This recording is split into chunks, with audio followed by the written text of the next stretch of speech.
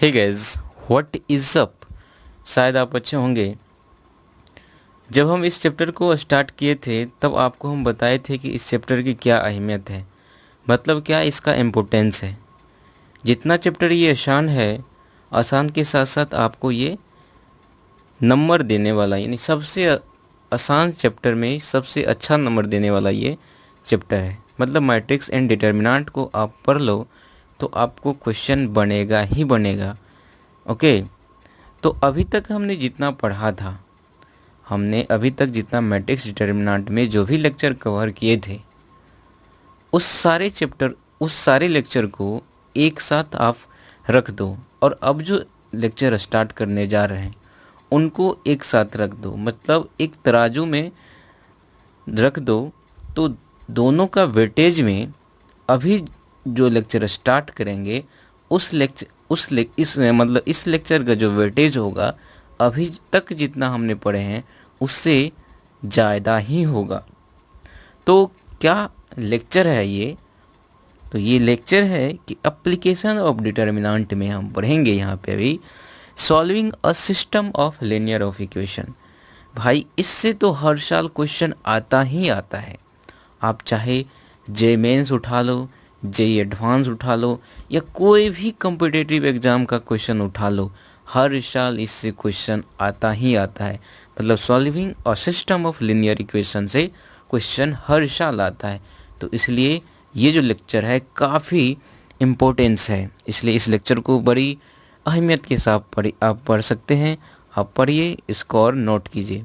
Okay, और यहाँ पे हम जो पढ़ने जा रहे हैं, यहाँ पे solving of system of linear equation को सॉल्व करने का दो तरीका पढ़ेंगे, जिसमें हम पार्ट 1 में पहला तरीका बताएंगे और पार्ट 2 में दूसरा तरीका बताएंगे। चूँकि हम ऐसा इसलिए कर रहे हैं चूँकि एक ही पार्ट में हम सारा यदि कवर कर देंगे मेथड 1 और मेथड 2, तो ये होगा कि वीडियो काफ़ी लंबा हो जाएगा और आप जिसे देखना नहीं चाहते हैं। ओके, इसलिए हमको ये मजबूरन करना पड़ रहा है पार्ट बाय पार्ट। ओके, तो हम चलिए शुरू करते हैं। क्या है ये सारा एप्लीकेशन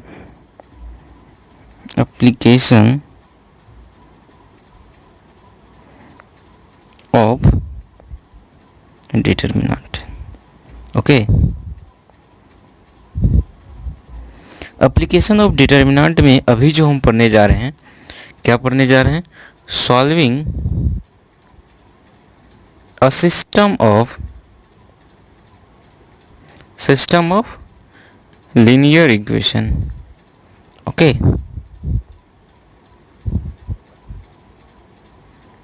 तो अभी जो पढ़ने जा रहे हैं solving a system of linear of equation पढ़ने जा रहे हैं। तो इस पे हम थोड़ा एक नज़रिया डालते हैं। क्या होता है होमोजेनियस सिस्टम और क्या होता है नॉन होमोजेनियस सिस्टम, थोड़ा इसको समझ लेते हैं क्योंकि इसका ज़रूरत हमको पड़ेगा आगे। तो लीनियर इक्वेशन का सिस्टम मान लेते हैं कि a1x plus b1y plus c1z is equal to d1 है, और दूसरा इक्वेशन जो है a2x plus b2y plus c2z is equal to d2 है।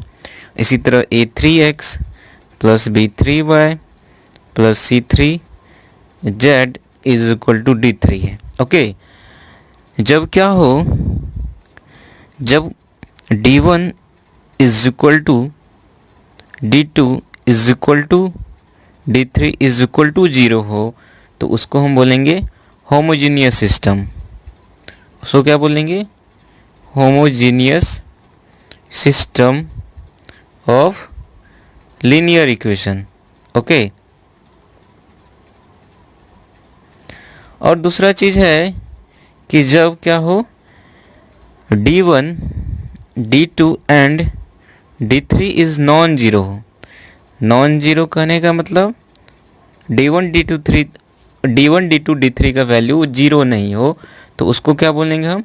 Non homogeneous system of homogeneous system of what? Linear equation, system of linear equation. Okay, तो अब आओ method 1 क्या है उसके बारे में थोड़ा हम समझते हैं। मेथड 1, अब जो हम पढ़ेंगे method 1 M1।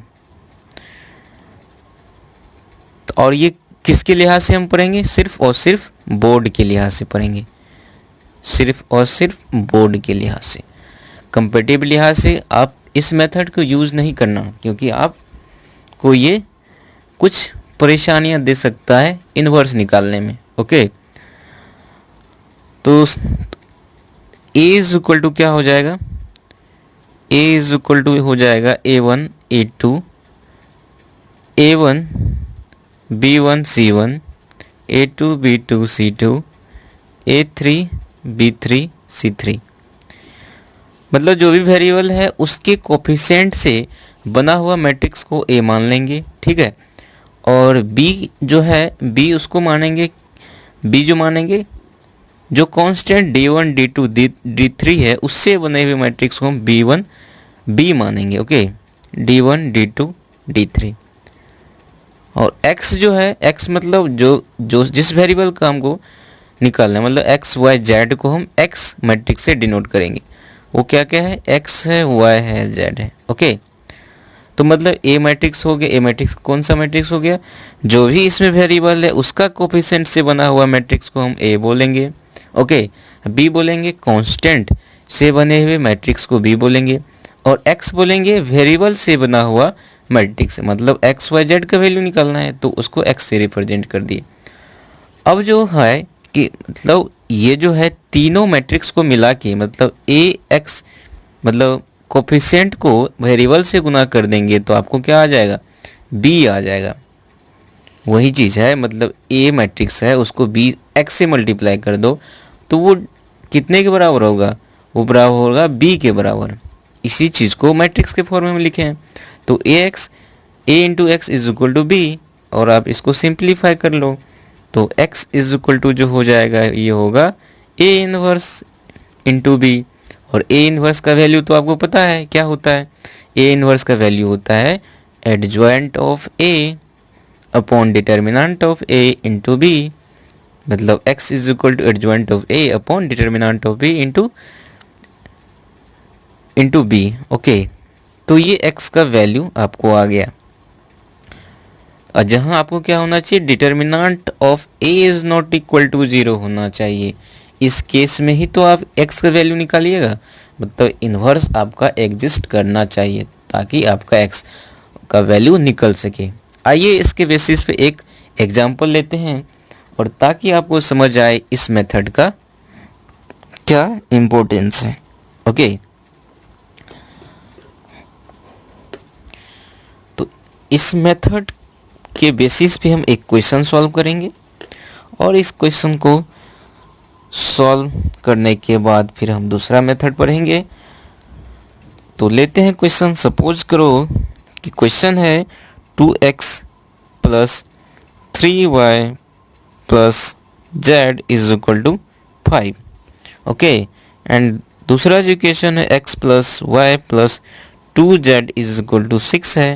And third equation जो है वो ये है कि मान लो कि x plus 2y plus 3z is equal to क्या है? 4 है।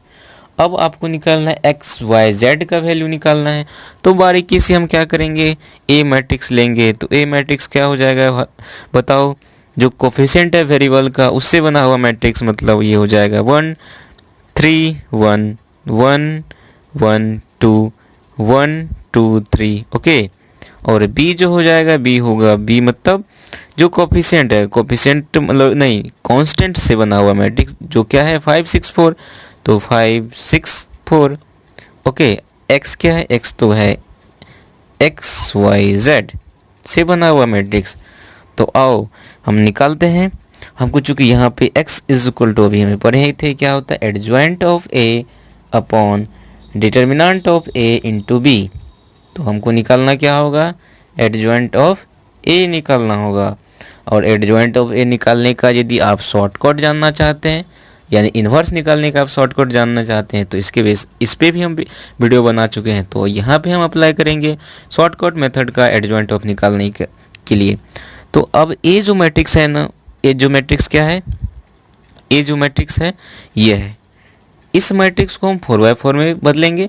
हम शॉर्टकट का यहाँ पे यूज़ कर रहे हैं। ओके, जब आप बोर्ड का क्वेश्चन सॉल्व कर रहे हैं तो कृपया करके आप एडजॉइंट का जो बेसिक होता है, मतलब ट्रांसपोज निकाल के तब उसका कोफैक्टर निकाल के फिर उसका ट्रांसपोज करके जो आता है वो एडजॉइंट आता है। तो वो चीज़ का आप यूज़ करके बोर्ड में ज़रूर उससे बनाइएगा। लेकिन हम यहाँ पे आपको हम ट्रिक का यूज़ करके यहाँ पे एडजॉइंट ऑफ ए निकालते हैं। ओके, तो जो मतलब हम बताएं कैसे निकालते हैं एडजॉइंट शॉर्ट ट्रिक से। ओके, तो 1 जो है इसके मिडिल में इसको पकड़ेंगे तो 1 लिए, उसके बाद 1 2 3 1 1 2 3 1, मतलब जो ए मैट्रिक्स है उसको 4/4 में चेंज करते हैं। ठीक है, अब 2 पे आइए, 2 3 1 2 2 3 2 3 1 2। ओके, अब फिर क्या ये 1 पे आइए तो 1 1 1 1 1 1 1 1। ओके, अब फिर आइए इस पे तो 1 2 3 1, तो 1 2 3 1, ये 4/4 में कन्वर्ट हो गया कि नहीं, हो गया। ठीक है, अब हम क्या करेंगे, अब सिंपली जिस एरो के डायरेक्शन के अनुसार चलेंगे, और ये सारा चीज़ हम एक शॉर्टकट मेथड में बताए हुए। ठीक है, फिर भी हम यहाँ पे बता रहे हैं, जो भी नया स्टूडेंट होगा वो भी सीख लेगा, इसमें कोई दिक्कत की बात नहीं है। ठीक है, तो ये हो गया, बस एरो के डायरेक्शन से आप इसको डिटर्मिनेंट का एक्सपेंड करके वैल्यू निकाल लीजिए। तो ये क्या आपको कितना हो जाएगा, एडजॉइंट ऑफ ए जो हो जाएगा 3 minus 1 into 3 that is 3 minus 2 into 2 that is 4, तो 3 माइनस 4 गया दैट इज़ -1। ओके, तो ये -1 हो गया। और यहाँ पे आइए 2 इंटू 1 मतलब 2 में से 3 गया कितना होगा -1, और ये कितना हो जाए 2 में से 1 गया 1। ओके, अब इस पे आइए 2 इंटू 1 2 माइनस 9, 2 में से 9 गया कितना -7, और 3 इंटू व्हाट 3 इंटू 1, तो 3 इंटू 1 3 या -1 दैट इज़ 2, और 1 इंटू 3 3, और 3 में से 2 गया कितना 1, और फिर इस पे आइए 6 माइनस 1 दैट इज़ 5, और 1 into 1 1 minus 2 that is -1, 1 into 1 minus 1 into what 1 into 3, तो 1 माइनस 2 गया, तो 1 में से 1 into 1 minus 1 into 3 that is ये -2 हो जाएगा। तो आपको एडजॉइंट ऑफ ए निकल गया। ओके, तो एडजॉइंट ऑफ ए निकलने के बाद आपको क्या चाहिए, डिटर्मिनेंट ऑफ ए का वैल्यू चाहिए। तो डिटर्मिनेंट ऑफ ए का वैल्यू भी आप सिंपली निकाल सकते हैं, ये भी बताएं कैसे। तो एडजॉइंट ऑफ ए का जो फर्स्ट रो है उसको एडजॉइंट ऑफ ए का जो फर्स्ट रो है उसको मैट्रिक्स के फर्स्ट कॉलम से मल्टीप्लाई करके ऐड कर दीजिए। तो -1 इंटू 1 प्लस -7 इंटू 1 प्लस उसके बाद क्या करेंगे 5 इंटू 1। ओके, तो ये कितना हो जाएगा -1 -7 plus 5 that is equal to what -8 plus 5 that is equal to -3, मतलब डिटर्मिनेंट ऑफ ए का value -3 that is not equal to 0। So x का वैल्यू आप आसानी से निकाल सकते हैं। क्या, अब x इज इक्वल टू जो है x इज इक्वल टू लिखेंगे क्या, adjoint of a upon determinant of a into b, this is equal to what, this is equal to x y z. Okay, this is equal to 1/-3, और ये हो जाएगा कितना, ये हो जाएगा -1 -7 5 -1 2 -1 1 1 -2 इंटू बी। बी कितना है भाई, बी जो है बी है कितना 5 6 4। अब हमको ये दोनों को मल्टीप्लाई कर देना है और दो इक्वल मैट्रिक्स के से हमको एक्स वाई जेड का वैल्यू निकाल लेना है। तो आइए उसको भी कर लेते हैं थोड़ा।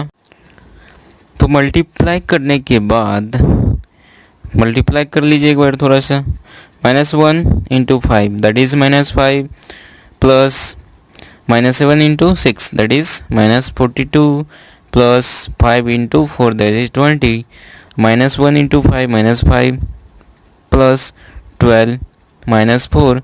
Okay, 1 into 5 5 plus 1 into 6 that is 6 -2 into 4 that is -8। तो ये हो गया, तो -1/3, तो ये कितना हो जाएगा 47 -47 प्लस 20 दैट इज़ -27। ओके, और ये कितना हो जाएगा -90 -9 और +12 दैट इज़ 3। ओके, और ये कितना हो जाएगा, ये 11 -8 दैट इज़ 3।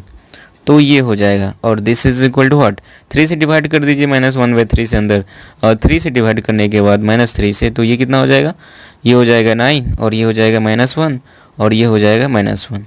ओके, मतलब ये हुआ कि XYZ इज इक्वल टू -9 -1 -1। अब दो इक्वल मैट्रिक्स से इक्वलिटी से आप क्या कीजिए, x इज इक्वल टू क्या हो जाएगा, x इज इक्वल टू 9 हो जाएगा, y is equal to -1 and z is equal to -1 हो गया। ओके, तो इस मेथड यानी फर्स्ट मेथड को बस इस पार्ट में ही रखते हैं, नेक्स्ट पार्ट में अगले मेथड के साथ आते हैं। यदि आप हमारे चैनल पर नए हैं तो प्लीज़ हमारे चैनल को सब्सक्राइब कीजिए, वीडियो अच्छा लगे तो लाइक कीजिए और अपने दोस्तों के साथ शेयर कीजिए ताकि हम मोटिवेटेड रहे और आप लोगों के लिए इसी तरह का सारा वीडियो लाते रहें। Thank you very much.